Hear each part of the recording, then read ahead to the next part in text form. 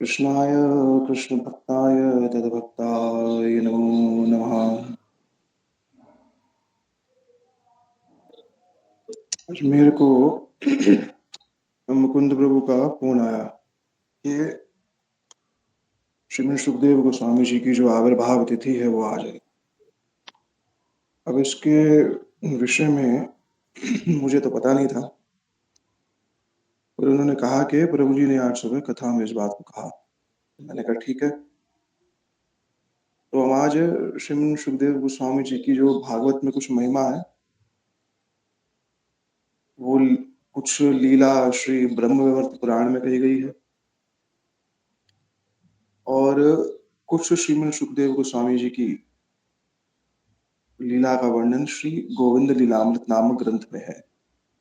तो हम तीनों ही ग्रंथों में जहां जहां पर श्रीमद सुखदेव जी के विषय में जो कुछ कहा गया है, उसको जो है हम कुछ कुछ जो है श्रवण करेंगे। श्रीमद भागवतम जी के प्रसंग के विषय में तो प्राय सब लोग जानते ही हैं कि श्रीमद परीक्षित जी ने इस प्रश्न को पूछा भी था कि कस्य पुत्र महायोगी समुद्रिक निर्विकल्प। ये महायोगी माने श्रीमद व्यास जी के पुत्र जो समदृक हैं, जिनकी समान दृष्टि है और निर्विकल्प है, जिनके हृदय में संसार की कोई इच्छा जो है वह प्रवेश ही नहीं कर सकती है, और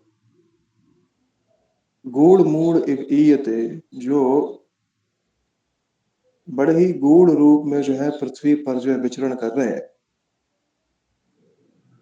तो उन्होंने किस कारण से श्रीमन सुखदेव जी ने किस कारण से श्री परीक्षित जी को भागवत जी का श्रवण कराया। भागवत जी के प्रथम अध्याय के दूसरे प्रथम स्कंद के दूसरे अध्याय में श्रीमन सुखदेव गोस्वामी जी के दो प्रणाम मंत्र आते हैं। उन दो प्रणाम मंत्रों में श्री विश्वनाथ चक्रवर्ती पाठ टीका में क्या कह रहे हैं, हम लोग पहले उसको श्रवण कर लेते हैं। दोनों प्रणाम मंत्रों में से एक प्रणाम मंत्र तो अत्यंत प्रसिद्ध है, दूसरे प्रणाम मंत्र की ज्यादा चर्चा होती थी। जब प्रथम अध्याय में 6 प्रश्न पूछ लिए श्रीमद सूत गोस्वामी से श्री शौनकादिक ऋषियों ने, तब उन्होंने इस भागवत जी को आरंभ करने से पहले श्रीमद सुखदेव गोस्वामी जी को दो श्लोकों में उनको जो है प्रणाम किया था। पहला सिद्ध है, यम प्रावजंतम उनपेतम अपेत कृत्यम द्वैपायन विरह कातराजुहाव पुत्री तन्मयतया तरवो अभिनेदु तम सर्वभूत हृदय मुनिमान। तो श्लोक को प्राय हम लोग सुनते हैं कि श्रीमद सुखदेव जी किस प्रकार से माता के गर्भ से जन्म लेते ही बिना जनेऊ संस्कार हुए वन की ओर धावित हुए। इस कथा का वर्णन श्री ब्रह्म वैवर्त पुराण में आता है। अब मैंने ब्रह्म वैवर्त पुराण आज देखा पूरा, पर मेरे को मिला नहीं। और श्री भक्तिवेदांत स्वामी प्रभुपाद जी ने अपने भागवत जी के नवम स्कंद में एक स्थान पर इसका वर्णन किया है। यह जो लीला है कि श्रीमन व्यास देव जी अपने पुत्र के पीछे धावित हो रहे हैं, हा पुत्र कह रहे हैं, इसका वर्णन श्री ब्रह्मवैवर्त पुराण में है। मैंने देखा, मेरे को मिला नहीं कि एडिशंस में बहुत ज्यादा वेरिएशन रहता है। और एक बहुत अद्भुत बात वहां पर कही गई, बहुत ऐसी बात है जिसको आज से पहले मैंने तो कभी सुना नहीं था और प्राय किसी ने भी नहीं सुना होगा उस बात को। भागवत जी के नवम स्कंद का जो 21वां अध्याय है, उसके 25वें श्लोक में, क्योंकि ये जो अध्याय है वो भरत वंश की जो वंशावली है उसका वर्णन कर रहा है, और उसी के अंतर्गत ही जब भरत वंश की वंशावली का वर्णन हो रहा था, उसी के वर्णन में ही आगे एक श्लोक आया जहां पर वर्णन आया, एक राजा थे, राजा निप, उनके 100 पुत्र थे। उस राजा निप से एक पुत्र हुए जिनका नाम था ब्रह्मदत्त। ब्रह्मदत्त जो जिनकी माता का नाम कृत्वी था, जो सुखदेव गोस्वामी जी की पुत्री थी। अब ये विचित्र बात है, श्रीमन सुखदेव गोस्वामी जी की पुत्री। अब ये हमने आज से पहले कभी सुना नहीं कि श्रीमन सुखदेव गोस्वामी पाद का विवाह भी हुआ था। तो श्रीमन प्रभुपाद जी ने, श्री भक्तिवेदांत स्वामी प्रभुपाद जी ने इसका वर्णन किया है कि श्रीमन सुखदेव गोस्वामी पाद का विवाह भी हुआ था। हमने क्या सुना, उन्होंने आजीवन ब्रह्मचर्य रहे। क्या वर्णन दिया उन्होंने, क्या समाधान दिया इस चीज का? जब व्यासदेव जी ने जाबाली नाम की, जाबाली की पुत्री, उनके साथ जो है विवाह किया था या उनका पालन करते थे, और उनके गर्भ में अपने तेज को अधिष्ठान किया, तेज अधिष्ठित किया। बालक जब 12 वर्ष का हो गया, उसने व्यास जी ने कहा कि अब बाहर आइए, वो बालक बाहर नहीं आता। एक बात कही थी बालक ने कि मैं तब बाहर आऊंगा जब माया का मुझ पर प्रभाव नहीं। व्यास जी ने कहा कि आप बाहर आ जाइए, माया का आप पर प्रभाव नहीं होगा। पर व्यास जी की बात भी जो है उस समय इस बालक की, सुखदेव गोस्वामी, इन्होंने नहीं मानी। तब व्यास जी गए द्वारका और भगवान को इस विषय में बताया, और तब भगवान जो है वो स्वयं व्यास जी की कुटिया में आए और उन्होंने गर्भ में बालक को आश्वासन दिया कि आप पर माया का प्रभाव नहीं पड़ेगा। अभी तक हमने क्या सुना था कि व्यास जी ने आश्वासन दिया। टीका में श्री प्रभुपाद जी कह रहे हैं, स्वामी महाराज जी कह रहे हैं कि भगवान ने आकर के आश्वासन दिया था कि आप पर माया का प्रभाव नहीं पड़ेगा। तब बालक आया और फिर वो लीला वही कि यम परावजंतम इत्यादि में श्लोक में जो आ रहा है, पुत्री तन्मयतया तर्व अभिनेदु, वो बिल्कुल वही लीला बात है। पर भगवान ने आकर के उसको आस्वादन दिया।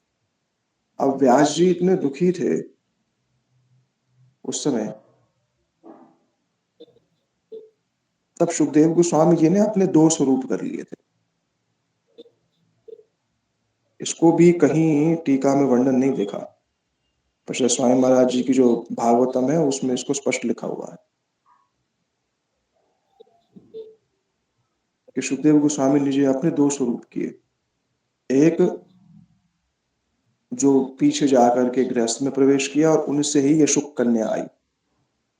इस शुक कन्या का वर्णन यहाँ दिया हुआ है कि राजा निप की जो पत्नी थी कृत्वी, उन कृत्वी से ब्रह्मदत्त नामक पुत्र उत्पन्न हुआ। ये जो कृत्वी थी ये है शुक कन्या। तो एक रूप में उन्होंने अपना विस्तार किया, और जो मूल श्रीमन सुखदेव गोस्वामी जी थे वो आजीवन ब्रह्मचर्य रहे, जिन्होंने पीछे जाकर के श्रीमन परीक्षित जी को भागवत जी का श्रवण कराया।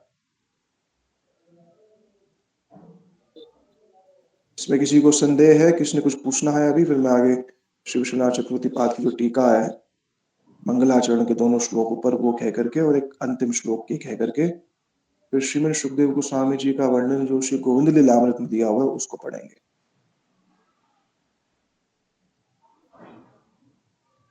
ठीक है। हरे कृष्णा प्रभु जी। दंडवत प्रणाम। जी, प्रभु जी, तो फिर इनकी पत्नी कौन थी सुखदेव जी की? उसका वर्णन भी स्वामी महाराज ने नहीं किया। अच्छा, ओके। केवल इतना ही कहा है कि कृत्वी जो है इनकी पुत्री। और मैंने ब्रह्मवैवर्त पुराण में देखा, जिसका रेफरेंस दिया हुआ था, उसमें मैंने इसको कहीं देखा नहीं। पूछूंगा मैं, क्योंकि मेरे को भी इस बात का पता नहीं था, पर मैं जब रिसर्च कर देख रहा था तो मेरे सामने ये चीज आई। क्योंकि पुराणों के भी वेरिएशंस बहुत सारे हैं। मेरे पास संक्षिप्त ब्रह्मवैवर्त है, पर संक्षिप्त होने पर भी उसमें इसका वर्णन होना चाहिए था, पर जैसा भी है। यम प्रावजंतम अनुपेतम अपेत कृत्यम द्वैपायन विरह कातराज भाव पुत्रिति तन्मयतया तरवो विनेदु तम सर्वभूत मुनिमातोस्मि। ये श्लोक हम लोग जानते हैं। मैं उन श्रीमद सुखदेव गोस्वामी जी को प्रणाम करता हूँ, जो सभी जीवों के भीतर प्रवेश कर जाते।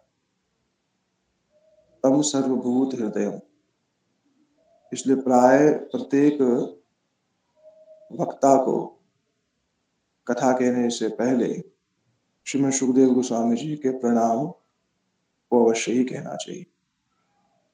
कि जिस प्रकार से आप समस्त जीवों में प्रवेश कर जाते हैं, जैसे आप वृक्षों में प्रवेश करके वृक्षों के माध्यम से आपने हा पुत्र कहलवाया, ऐसे ही आप मेरे हृदय में प्रवेश करके भगवान की जो है शुद्ध वार्ता जो प्रकट कराई। व्यास जी जो उनके पिता हैं, पुत्र में तन्मय हो गए थे। वो पुत्र जिनका अभी संस्कार भी नहीं हुआ था, तब वृक्षों ने भी कहा हा पुत्र हा पुत्र। विश्वनाथ चक्रवर्ती पार्टी का में क्या कह रहे हैं, देखो। कह रहे हैं कि मैं सूत गोस्वामी जी विचार कर रहे थे कि मैं सब शास्त्रों का सार बोलूं, लेकिन आत्मा सुप्रसिद्ध थी। तो कहने लगे कि जितने भी सार स्वरूप बातें हैं, उन सब में वो बात सबसे सर्वश्रेष्ठ जिससे आत्मा प्रसन्न होता है। कोई व्यक्ति ये कह सकता है कि सांख्य योग से भी आत्मा प्रसन्न हो सकती है, कोई कहते हैं मीमांसा से हो सकती है, कोई कह रहे वेदांत सूत्र से हो सकती है, पर इसको नहीं कहा जा सकता, क्योंकि श्री व्यासदेव जिन्होंने स्वयं वेदांत इत्यादि लिखे हैं, उनको प्रसन्नता पूर्ण रूप से तब मिली जब उन्होंने श्रीमद् भागवतम जी को लिखा। इसलिए मैं भागवत जी की जो वक्ता है उनको प्रणाम करता हूँ। सुखदेव गोस्वामी चले प्रव्रजंतम, और यमपरावजंतम अनुपेतम। अनुपेतम माने पास में ही थे श्रीमद सुखदेव जी, और व्यास जी उनको पकड़ नहीं पाए। अपेत कृत्यम माने उनका अभी जनेऊ संस्कार भी नहीं हुआ था। ने कहा हा पुत्र। क्यों क्यों उन्होंने हा पुत्र कहा? क्योंकि उनका अपने पुत्र के प्रति विशेष प्रेम था। तो वृक्षों ने भी हा पुत्र कहा वहां से, क्योंकि वृक्षों का मुख जो था वो श्री व्यास जी की ओर था। तो वृक्षों ने भी वहां से आवाज लगाई हा पुत्र हा पुत्र। जैसे कोई व्यक्ति स्त्री के प्रति आकर्षित हो जाए पूर्ण रूप से, तो उसको स्त्रीमय कहते हैं। या पुरुष के प्रति हो जाए या धन के प्रति हो जाए, उसे स्त्रीमय कहते थे। देवी कृष्णमय, जो कृष्ण में पूर्ण रूप से आसक्त है। ऐसे ही पुत्रेति तन्मया, पुत्र में जो पूर्ण रूप से तन्मय हो गए थे, पुत्र के ही समान हो गए। तो श्रील व्यास जी के हृदय में अपने पुत्र के प्रति ये जो आकर्षण था, ये कोई जगत के स्नेह की भांति नहीं था। क्यों? क्योंकि व्यास जी श्रीमद् सुखदेव गोस्वामी जी को रोक करके उनको जगत के मंगल के लिए जो आदेश देना चाहते थे, तो ये व्यास जी का दोष नहीं। तो उत्तर दिया उनको, अगर मैं आपका पुत्र हूं तो आप भी मेरे पुत्र हैं। ये वृक्षों से आवाज आई, कौन किसका पुत्र, कौन किसकी पुत्री। और वही श्रीमद् सुखदेव गोस्वामी जी सभी जीवों के हृदय में प्रवेश कर जाते, तो वो मेरे हृदय में प्रवेश करें, ऐसा श्रीमद् सूत गोस्वामी जी ने इस सूत गोस्वामी जी के भावों को श्री विश्वनाथ चक्रवर्ती पाद ने व्यक्त किया। बोले जब जड़ वृक्षों में वो प्रवेश करके बुलवा सकते हैं, तो मेरे हृदय में भी प्रवेश करें और जो श्रोता है उनकी आत्मा को प्रसन्न करे। यहाँ श्री विश्वनाथ चक्रवर्ती पाद ने लिखा है कि कथा करते समय वक्ताओं को, विशेष करके भागवत जी के, इसी ही प्रकार से ध्यान करना चाहिए। एक तो ये टीका श्री विश्वनाथ चक्रवर्ती पाद ने उनके विषय में कही। दूसरा श्लोक बिल्कुल इसके नीचे ही है, जिसको प्राय लोग कहते नहीं है, पर वो बड़ा बड़ा महत्वपूर्ण श्लोक है वो भी। यस्यानुभाव अखिल श्रुति सारमेकम अध्यात्म दीपम वितर्षताम तमोन्धम संसारिना कारुण्य पुराण गुह्यम तम व्यास सूनुम उपयामी गुरु मुनिना। श्री व्यास देव के पुत्र को मैं प्रणाम करता हूं, जो कैसे हैं, अखिल श्रुति सारमेकम। वह जितने भी गुरु हैं, जितने भी ऋषि हैं, उन सबके गुरु स्वरूप, जिन्होंने कृपा करके भागवत जी के उन रहस्यमय चरित्रों को कहा, जो समस्त शास्त्रों का सार स्वरूप है, और जिससे केवल अब नहीं भविष्य में भी जगत के लोग लाभान्वित होंगे। और इसको सुनने के पश्चात जीव को आत्म तत्व के विषय में पता होगा। जो संसार समुद्र से पार होना चाहते हैं, उन लोगों के लिए श्रीमद् सुखदेव जी ने अत्यंत कृपा करके इस पुराण शिरोमणि को प्रकट किया। सूत गोस्वामी जी कह रहे हैं कि अपनी कृपा से तो सुखदेव गोस्वामी जी आए, तो उनके मन में आया कि मैं केवल श्री परीक्षित जी को निवृत्त नहीं, जितने भी भविष्य में लोग जन्म लेंगे, उन सब जीव भी संसार से निवृत्त हो जाए। सूत गोस्वामी जी भविष्य की जितनी भी परंपराएं हैं उनको याद कर रहे हैं। अधितर्षताम तमो अंधम, जो इच्छा रखते हैं कि मैं इस अंधकूप संसार से मुक्त हो जाऊं। ये संसार क्या है, अंधकूप है, यहाँ कुछ दिखता नहीं है। जो इच्छा रखते हैं कि मैं अंधकूप संसार से मुक्त हो जाऊं, भागवत उनके लिए कैसी है, अध्यात्म दीपम, दीप के समान। अध्यात्म शब्द का अर्थ जीव भी होता है, अध्यात्म दीप के समान श्रीमद् भागवतम है। और बोले ये तो भागवतम का गौण फल है, अविद्या का नाश हो जाना। पर शुद्ध भक्तों के लिए भागवत कैसी है, शास्त्रों का सार स्वरूप है, उपनिषद का सार स्वरूप है। मोर और रस का भूमि भाव का हमने सुना पहले, वेदों का पका हुआ फल है। और अंत में भी श्रीमद सुखदेव जी को फिर से प्रणाम किया गया द्वादश स्कंद के अंत में। स्वसुख निवृत्त चेतस तद विदुतस्त भवो अपिय जीत रुचिर लीलक्षित सरस्त दिया वितनूत कृपणाय तत्व दीपम पुराणम तम अखिल वृजिन गृणम व्यास सोनम बतवस्म। व्यास जी पुत्र, जो सबके पाप को नष्ट करते हैं, जो कि स्वयं अपने स्वरूप में प्रतिष्ठित है, वो भी श्री कृष्ण लीला के प्रति आकर्षित हुए और भागवत जी में जो श्री कृष्ण का वर्णन है, रस तत्व का वर्णन है, उसको कहा। और स्वानुभाव का अर्थ यहाँ पर क्या हुआ? स्वानुभाव माने श्रीमद सुखदेव गोस्वामी पाद उस रस में पहले से प्रतिष्ठित, जिसको स्व अनुभव है, स्व संवेद्य दशा है, वही उस अनुभव को दूसरे को दे सकता है। इसी कारण से अन्य अन्य ऋषियों से श्रीमद सुखदेव गोस्वामी पाद की श्रेष्ठता है। यस्यानुभाव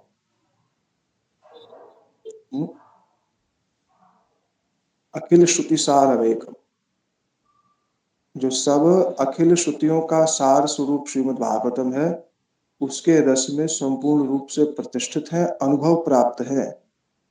ऐसे व्यास सूनु को मैं, ऐसे श्रीमद् सुखदेव गोस्वामी जी को मैं जो है प्रणाम करता हूँ। इस कारण से श्रीमद् सुखदेव गोस्वामी पाद सभी के ही गुरु बन गए।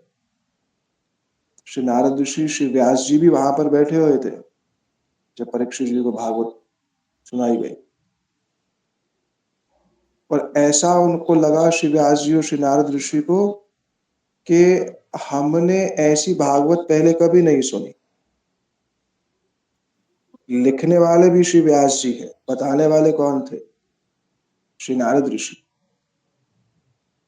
तो श्री नारद ऋषि और श्री व्यास जी को भी ऐसा प्रतीत हुआ कि ऐसी नवीन लगी भागवतम, जैसे लगा नहीं कि पहले इसे सुना है। तो ये दो श्लोक श्रीमद सुखदेव जी के जो सूत गोस्वामी जी ने मंगलाचरण में कहे हैं, ये दो वो श्लोक थे। और तो बीच में बहुत स्थानों पर श्रीमद सुखदेव जी ने बहुत कुछ जो है कहा है,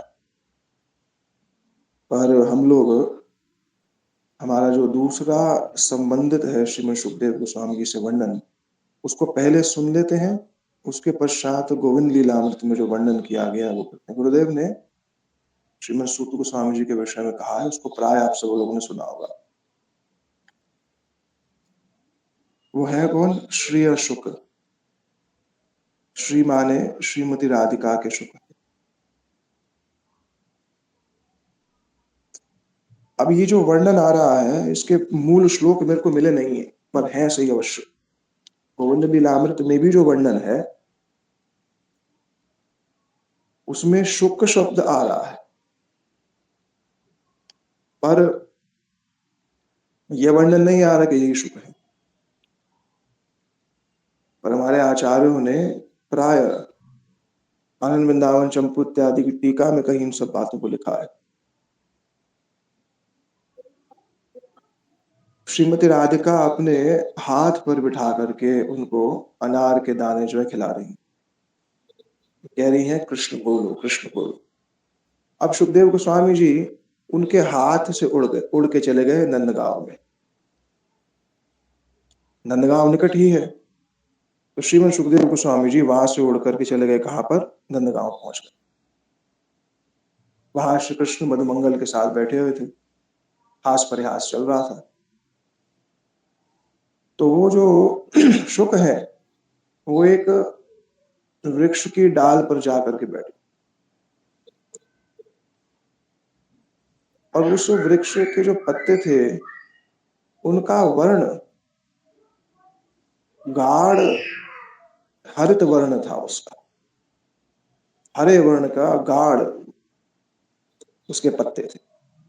वहां बैठ गए, और श्रीमती राधिका जिस तरीके से वार्ता करती हैं, श्रीमती राधिका के शब्दों का, उनकी आवाज का अनुकरण करने लगे, और वृक्ष पर ही बैठ करके क्या बोल लगे? कृष्ण कृष्ण कृष्ण कृष्ण। जैसा श्रीमती राधिका कृष्ण कृष्ण कहती है, ऐसा श्रीमन सुखदेव जी वहां पर कहने लगे। कृष्ण ने पूछा, अरे भैया ये आवाज कहाँ से आ रही है? यहाँ तो कोई है नहीं। तब देखा एक बहुत सुंदर पक्षी जो है ऊपर वृक्ष पर बैठा, बहुत सुंदर जो शुक है वो वृक्ष पर बैठा है। श्री कृष्ण ने उस तोते को बुलाया अपने पास, सुखदेव जी को बुलाया, इधर आओ। एकदम से वो शुक जो है श्री कृष्ण के हाथ पर आकर के बैठ गया। कृष्ण ने पूछा उनसे, कृष्ण कृष्ण कृष्ण क्यों बोल रहे हो? तो क्या बोल रहे हो तुम बार बार? शुक ने कहा, कृष्ण कृष्ण कृष्ण कृष्ण। और ये और क्या बोले? बोले मैं बड़ा अ, अभागा हूं, मैं बड़ा अभागा हूं। क्यों? बोले मेरी स्वामिनी श्रीमती राधिका मेरे को हाथ पे रख करके अनार के दाने मेरे को खिलाती और मेरे को कहा कि कृष्ण कृष्ण शब्द उच्चारण कर। वो मुझ पर बहुत कृपा करती, मुझसे बहुत प्रेम करती, पर मेरा दुर्भाग्य है, स्वभाव है मेरा पक्षी का ना, तो मैं वहां से उड़ के आ गया, यहाँ वहां घूम रहा हूं। जब श्री कृष्ण ने ये सुना, कृष्ण अपने हाथों से उस शुक को अत्यंत स्नेह जो है व्यक्त करने बोले, बोले बोलो और बोलो। इतने में श्री ललिता सखी और श्री विशाखा देवी वहां पर आ गए। उन्होंने कहा ये शुक श्रीमती राधिका का है, श्री कृष्ण इनके बिना नहीं रह सकते, ये वापस, ये श्रीमती राधिका इनके बिना नहीं रह सकती, वापस दे दो हमें। कृष्ण ने कहा बुला लो, अगर आपका होगा तो आ जाएगा आपकी ओर, और नहीं जाएगा तो उसमें मैं कुछ नहीं कर सकता हूं। तब वो सुखदेव गोस्वामी जी को शुक को बुलाने लगे, पर शुक आया ही नहीं। उन्होंने कृष्ण को कहा, ये स्वभाव है, तुम्हारे पास एक बार आ जाता है ना, तुम्हारा स्नेह छोड़ के कहीं जाता नहीं। जो तुम्हारे पास एक बार आ जाता है, तुम्हें छोड़ के कहीं जाता नहीं है, है? अगर श्रीमती राधिका आए और बुलाए तभी आएगा, वरना नहीं आने वाला। अब श्रीमती राधिका तो इन सुख के बिना जीवित नहीं रह सकती हैं, बड़ी दुखी हो जाएंगी वो तो। कृष्ण ने कहा मैं इसको वापस नहीं दे रहा, अगर ये अपने आप जाना चाहे तो जा सकता है, मैं इस सुख को वापस नहीं दे रहा हूं, अगर ये स्वयं जाना चाहे तो जा सकता है। श्री ललिता जी, श्री विशाखा जी जो बड़ी बुद्धिमान है, वो मैया यशोदा के पास गई, उनसे उनका विशेष संबंध है, क्योंकि श्रीमती राधिका श्री कृष्ण के लिए जब रंधन कार्य करने घर आती हैं तो ये सब उनके साथ ही आती। और अ, जब श्री कृष्ण का उच्चारण को जाने वाले होते हैं, उस समय श्री कृष्ण जब श्रृंगार करके, श्री कृष्ण का श्रृंगार उनके जो सेवक इत्यादि करते, और इधर श्रीमती राधिका इन सबके साथ कृष्ण के लिए नाना प्रकार के रंधन कार्य कर रही होती है, तो श्री रोहिणी देवी आकर के बार बार कहती है, ओ बड़ी बड़ा प्रयास कर रही हैं आप, बड़ा श्रम कर रही हैं। तो यशोदा जी और रोहिणी जी आकर कहती है कि श्रीमती राधिका को सब मिलकर के पंखा करो, तो जो दासियां हैं वो श्रीमती राधिका पे पंखा करती, और श्रीमती राधिका स्वयं नाना प्रकार के जो रंधन के पात्र हैं उनके उनके बीच में बैठ करके श्री कृष्ण के लिए यहाँ पर प्रसाद जो है वो बना रही हैं। अरे दोबारा और मिला उधर लो श्री मम्मी, कृष्ण फिर जो है हो अभी गया। स्नान आदि क्रिया करके अभी बस बाहर आए, और जाकर के जब अपने सखाओं के साथ वहां बैठ जाते हैं, सब सखा एक पंक्ति में बैठते हैं, पर मधुमंगल जो होता है कृष्ण के सामने बैठता है हमेशा। ये सब गोविंद लीलामृत में इसका वर्णन आ रहा है। तो श्री ललिता जी और विशाखा जी जो है वह निरंतर देख रही होती हैं कि श्री कृष्ण कब स्नान आदि क्रिया करके बाहर आएंगे, और यशोदा जी के साथ उनका बड़ा विशेष स्नेह है। तो यशोदा जी के पास गए, बोले हमारा श्रीमती हमारी स्वामिनी का जो सुख है वो यहाँ आ गया है, हमारी जो सखी है वो बड़ी दुखी। ये नित्य लीला का केवल एक दिग्दर्शन है। बहुत लोग पूछते हैं ना कि पर तत्व में पर परव्योम में होता क्या है, परव्योम की सेवाएं क्या है। तो ये परम व्योम की सेवा है, ये उस जगत की सेवाएं हैं जहां अत्यंत अत्यंत सामान्य जीवन है, अत्यंत सामान्य जीवन, जैसे बड़ा सहज जीवन है वहां पर। शरीर भी अपराकृत है, भावनाएं भी अपराकृत। शरीर मन वाक्य में कोई भेद नहीं। वर्तमान में तो शरीर मन वाक्य में भेद है, तभी द्वंद्व है, तभी द्वैत जगत है। तो अपराकृत शरीर से युक्त सब सखी मंजरियां इत्यादि देख रही हैं श्रीमती राधिका दुखी है, उनके दुख में सखियां भी दुखी हैं। वो सब जा करके माता यशोदा से कहती हैं। माता यशोदा का सबके प्रति बड़ा वात्सल्य भाव है।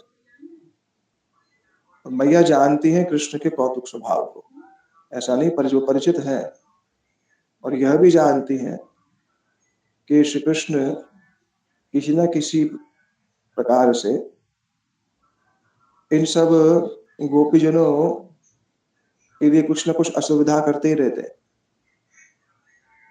कि चंचलात्मक मति है, इससे तो मैया पूर्ण रूप से परिचित है ही सही।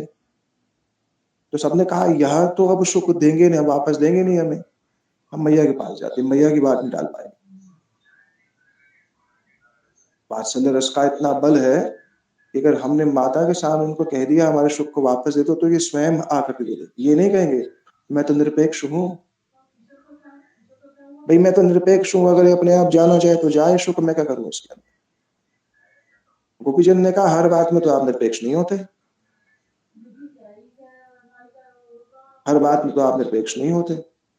जब हमारे मार्ग का अवरोधन करना होता है, मार्ग में हमसे कर लेना होता है, तब तो आपकी निरपेक्षता कहीं और चली जाती है। वहां क्यों नहीं कहते नहीं अब ये जा रही हैं तो इनको जाने दो। मार्ग अवरोधन करने में आपकी निरपेक्षता वहीं की वहीं रहती। क्या शुक को कह नहीं सकते कि जाओ वहां पर, अगर आपके वशीभूत है तो कह दो चला जाए। नहीं, हमारी सखी को दुख देना ही तुम्हारा तात्पर्य है बस, हमारी स्वामिनी को दुख देना ही तुम्हारा तात्पर्य, कुछ नहीं। पर हमारे पास और भी उपाय है। हम जाकर के हम जाके माता यशोदा से कहेंगी, और माता यशोदा ही जो है इस सुख को अब हमें दिलवाएंगे तुमसे। कृष्ण का ठीक है जाओ प्रयास कर लो, मैंने इस सुख को नहीं कहा मेरे पास रहो। हाँ, ब्रज में तो मेरी प्रसिद्धि है कि मैं सबकी सहायता करता हूँ।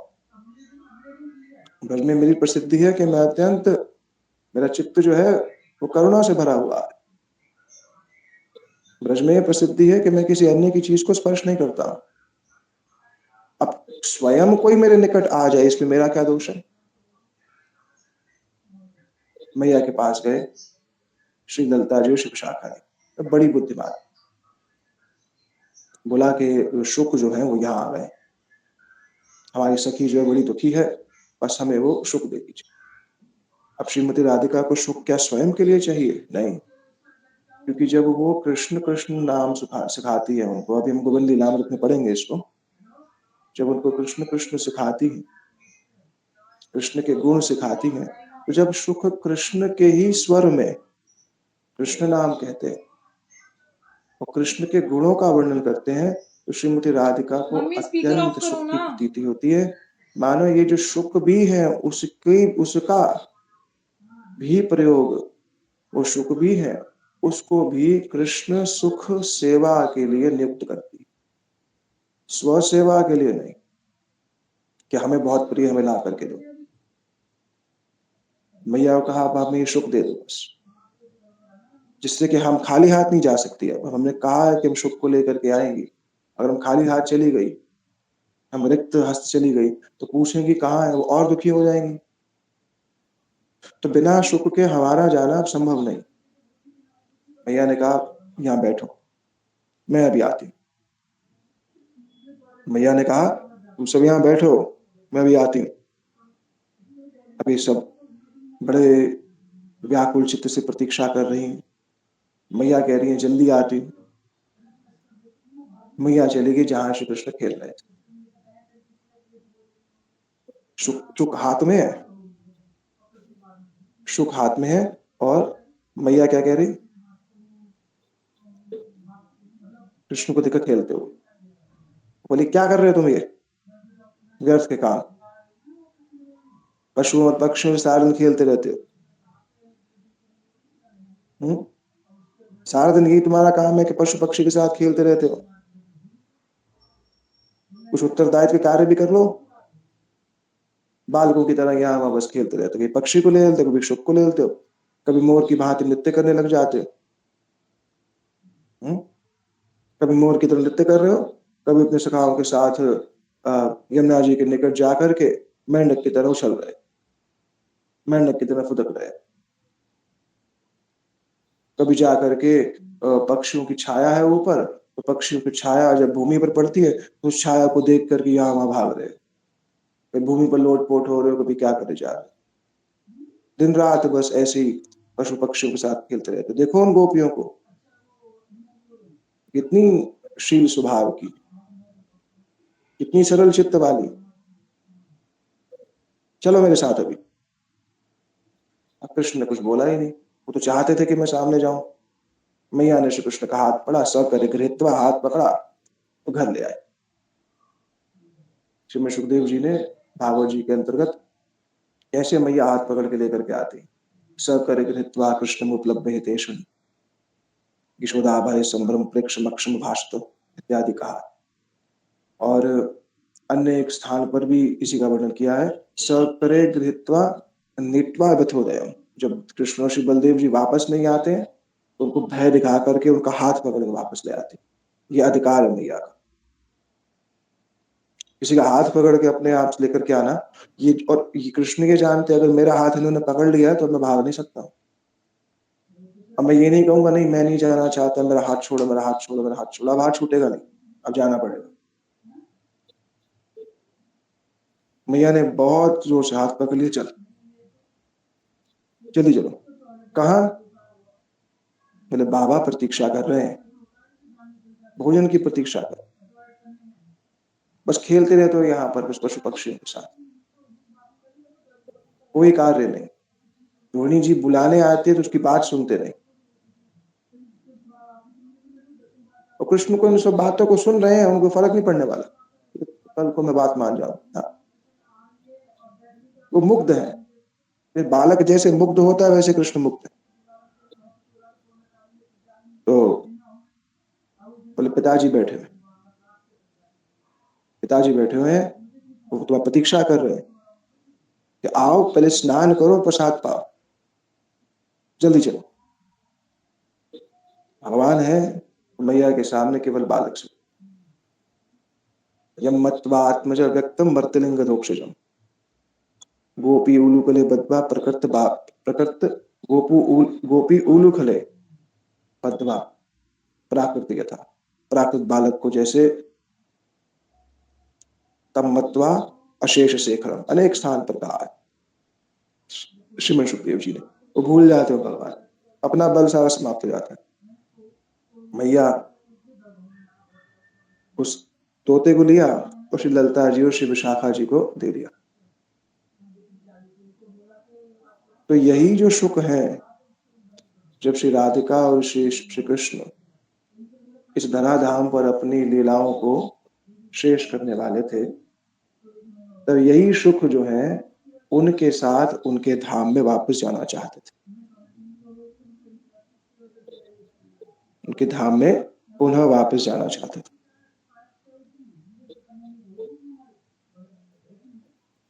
अब उन्होंने कहा नहीं, श्री राधिका और श्री कृष्ण ने कहा नहीं, हम जा रहे हैं पर कोई हो तो सही जो इस जगत के जीवों को कृष्ण भजन के विषय में बताए। अन्य किसी पुराण का भी वर्णन आ रहा है। श्रीमती राधिका इस जड़ जगत की ओर देख करके अत्यंत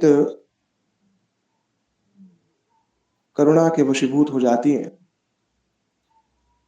और श्री कृष्ण से कहती हैं कि श्री कृष्ण जब देखते हैं श्री राधिका अत्यंत करुणा के वशीभूत हो रही है, तो श्री कृष्ण पूछते हैं, हे प्रिय, इस दशा का कारण क्या है? श्रीमती राधिका कहती है, आपके अंश योनियों में घूमे जा रहे हैं, पशु गधा कुत्ता बने जा रहे हैं, दुख पाए जा रहे हैं, भजन करते नहीं, आपका मनुष्य होने पर भजन करते नहीं, और भजन करने के मार्ग पर आने पर भी निष्कपट होकर भजन करते नहीं, और उस निष्कपट ना होने के कारण अनेक दुख पा रहे हैं। तो उनको देख करके मेरा चित्त द्रवीभूत हो रहा है। श्री कृष्ण ने कहा, मैंने तो व्यवस्था करी है उन सबकी, स्वयं भी जाता ही हूं मैं, पुराण इत्यादि व्यक्त करता हूँ, ऋषियों के माध्यम सब चीज व्यक्त करता ही हूँ। अब उसके पश्चात भी अगर जीव नहीं आए, मैं तो अवसर दे रहा हूं ना, अब फिर पुनः जीव अगर मेरे निकट नहीं आए तो इसमें मेरा स्वयं का दोष नहीं है। श्रीमती राधिका ने कहा, ठीक है आपकी बात, पर आपको जड़ जगत में मधुर मधुर कथावाचकों को भेजना चाहिए। क्यों? क्योंकि जब आपकी मधुर कथा कहने वाले, आपकी मधुर कथा कहने वाले जब इस जगत में होंगे, तब जड़ जड़ जगत के लोग रस वर्जम रसोप्रियस्य परम दृष्टवा निवर्तते, तब इस जड़ जगत के इस भौतिक रस को छोड़ करके अपराकृत रस की ओर आकर्षित हो।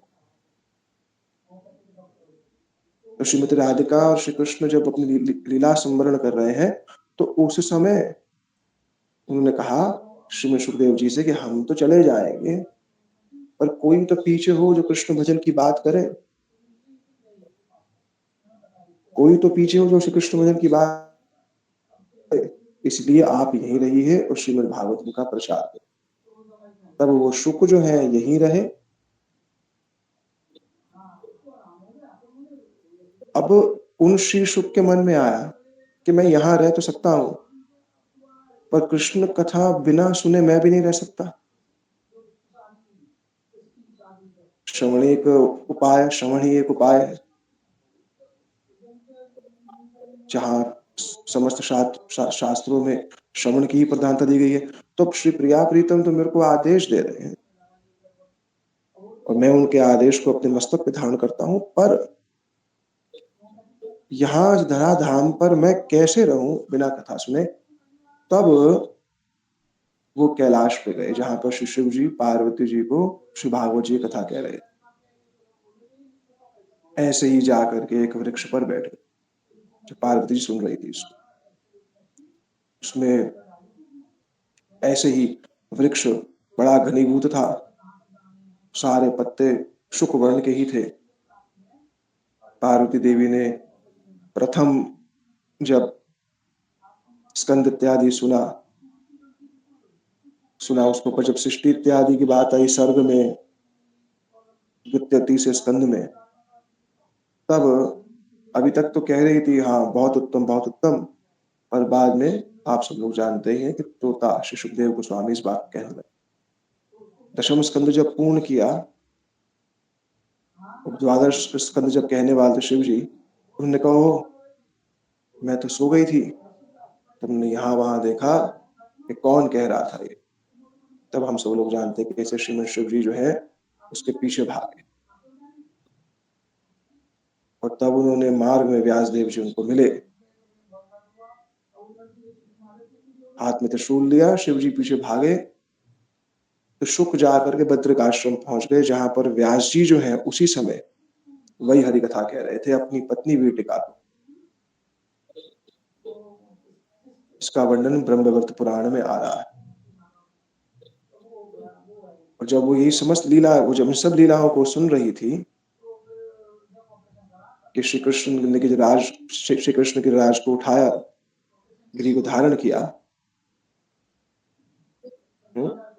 तदार विष्णु लीलया छत्राकम बालका के एक छत्र की भांति गिरिराज जी को उठाया, तो उस समय वह उनके मुख से उनके उदर में प्रवेश कर गए। व्यास जी आए, बोला कहाँ से आ रहे हैं आप त्रिशूल लेकर के, बड़े बड़े क्रोधी लग रहे हैं। बोले शुक को ढूंढ रहा, भागवतम सुन रहा था, वो मारना चाहते हैं, अयोग्य व्यक्ति। व्यास जी ने कहा कि भागवत सुनने का फल क्या है? बोले कि मार नहीं सकता उसको, अमरत्व को प्राप्त हो गया। उन्होंने कहा तो आप कैसे मार पाएंगे उनको? शिव जी हंसने लगे। अब वो व्यास देव के पुत्र घर पे रहे, 16 वर्ष रहे, 12 वर्ष भी आ रहा है। तब उनको कहा था आप बाहर आ जाइए, माता को कष्ट क्यों दे रहे हैं? तब उन्होंने कहा कि नहीं, बाहर माया है। ये सब सुखदेव गोस्वामी जी के जीवन का एक और चरित्र वर्णन किया, एक टीकाओं से किया, एक इस समस्त लीला के माध्यम से किया। तीसरा जो है वो है श्री गोविंद लीलामृत के अंतर्गत श्रीमद कृष्णदास कविराज गोस्वामी जी। अगर देखो रुचिकर लग रहा है तो बताओ। प्रभु जी बहुत अच्छा लग रहा है, बहुत आनंद आया। रुचिकर लगे तो अब ये जो गोविंद लीलामृत का प्रसंग, ठीक है सुनो, एक सेकंड मेरे को।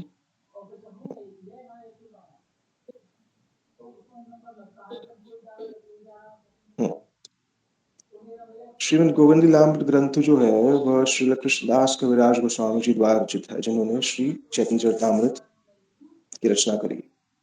अत्यंत अत्यंत उच्च कोटि का ग्रंथ है, केवल अधिकारी जनों द्वारा ही इसका पाठ करना चाहिए।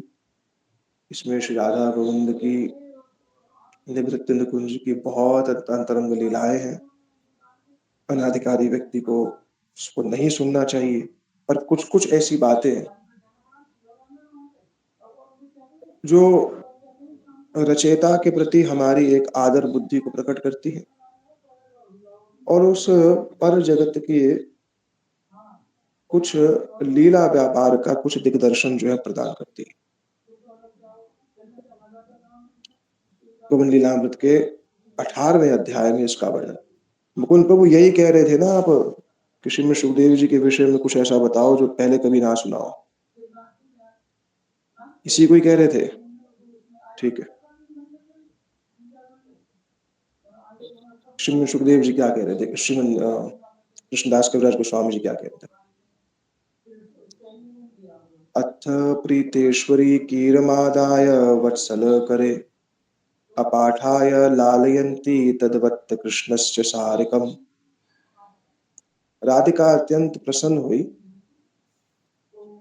और जो वो शुक है उनको और जो है श्लोक इत्यादि जो है याद जो है कराने लगी। जितने भी श्लोक इत्यादि हैं ये सारे के सारे श्लोक इत्यादि श्रवण कौन कराता है श्रीमद सुखदेव जी को? श्रीमती राधिका। श्रीमती राधिका ही जो है इन सब श्लोकों इत्यादि को उनको जो है याद कराती है।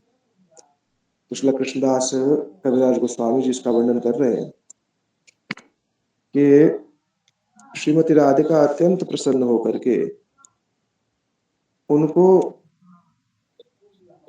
श्री कृष्ण के नाना प्रकार के जो लीला संबंधी श्लोक हैं वो उनको याद जो है आप करा रहे। सेकंड 18वां अध्याय कहाँ पे?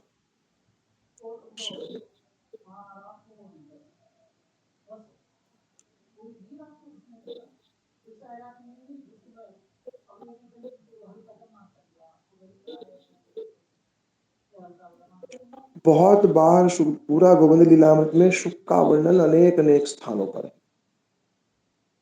बहुत अनेक अनेक स्थानों पर है। थोड़ा सा उसका बस वर्णन सुन लेते हैं। क्या कह रही है राधिका ने कहा? राधिका कह रही है स्तुतिकिर भीर वीरम निरावत शरीरभम गिरिंद्र धरणीम निरम शरस्तिर कुटिरागम। हे शुक, कृष्ण के विषय में सुना कैसे है? गोपों में सबसे सर्वश्रेष्ठ,